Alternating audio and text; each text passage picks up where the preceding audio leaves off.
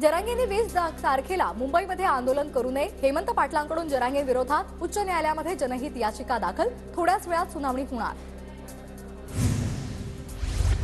तुमचं बारामतीमध्ये किती प्रेम आहे हे कळलं, तुमचं खरं रूप समोर आलं, तुम्हीच छगन भुजबळांना मराठ्यांच्या अंगावर सोडलं, जरांगेंची अजित पवारांवर कडाडून टीका।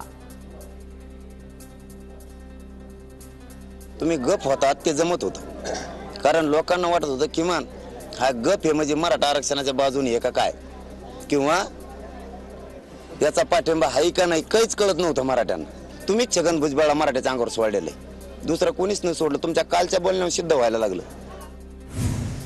दुसरं ताट देणं म्हणजे मराठा समाजाची फसवणूक, आम्ही आमच्या मतावर ठाम, प्रकाश आंबेडकरांच्या सल्ल्यावर मनोज जरांगेंची प्रतिक्रिया।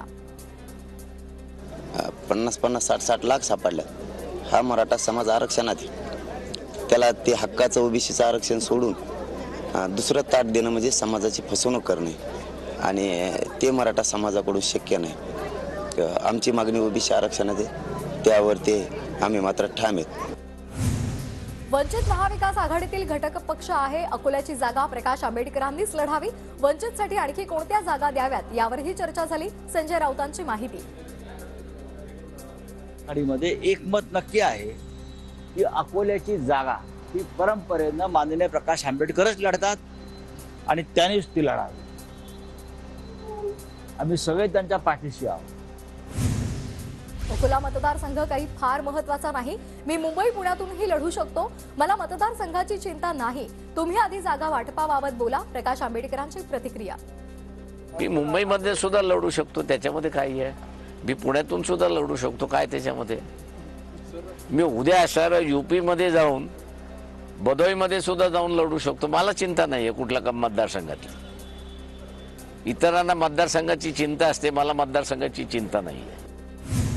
जागा वाटपासंदर्भात उद्या महाविकास आघाडीची दिल्लीमध्ये बैठक, जागा वाटपावर उद्या तोडगा निघण्याची शक्यता, खासदार संजय राऊत आज संध्याकाळी दिल्लीमध्ये दाखल होणार।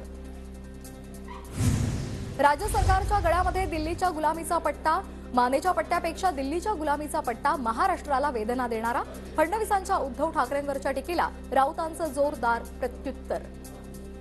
बरोबर आहे, त्यांच्या गळ्यात जो दिल्लीचा पट्टा बांधलेला आहे सध्या, पण त्या मानेच्या पट्ट्यापेक्षा त्यांच्या गळ्यात जो दिल्लीच्या गुलामीचा पट्टा घातलेला आहे ना, तो महाराष्ट्राला वेदना देणार। शिंदे गटाचं हायकमांड मोदी शाह, आमचं काम मुंबईमध्येच होतं, आम्हाला दिल्लीमध्ये जावं लागत नाही, राऊतांची टीका। तर फडणवीसांना 2024 नंतर नाटकं आणि एकांकिकाच करायच्यात, राऊतांचा फडणवीसांवर निशाणा।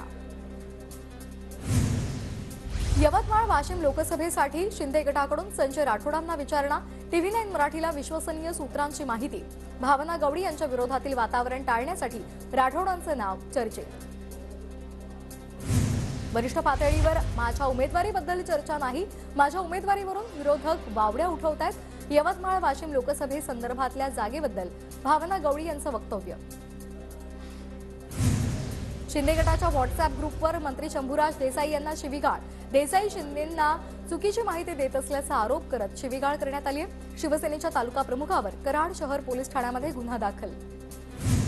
शिवसेना पक्ष आणि चिन्हासंदर्भात 2 फेब्रुवारीला सुनावणी, ठाकरे गटाच्या याचिकेवर सुप्रीम कोर्टात सुनावणी होणार आहे। मुख्यमंत्री एकनाथ शिंदेंना रामलल्ला प्राणप्रतिष्ठा सोहळ्याचं निमंत्रण, शिंदेंची ट्विट करत माहिती, शिवसेनेचा मुख्य नेता म्हणून निमंत्रण। दारिद्र्य रेषेखालील असलेल्या कुटुंबियांना 1000 रुपये द्या, मग दिवाळी साजरी होईल, 22 जानेवारीला दिवाळी साजरी करण्याच्या मोदींच्या आवाहनानंतर प्रकाश आंबेडकरांचं विधान। तुम्हाला आमंत्रण वगैरे आले का? मी वर्तमानपत्रातून वाचतोय की मला निमंत्रण येणार आहे, मी त्याची वाट पाहतोय। पुणे जिल्हा नियोजन समितीच्या निधी वाटपाचा वाद चिघळला, अजित पवार, चंद्रकांत पाटील आणि इतर 10 सदस्यांना कायदेशीर नोटीस, नियमबाह्य केलेला खर्च संबंधितांकडून वसूल करण्याची मागणी। 13 जानेवारीला बीडमध्ये ओबीसी महाएल्गार सभा, या सभेआधी ओबीसी समाजाच्या ठिकठिकाणी बैठका, सभेला छगन भुजबळ उपस्थित राहणार।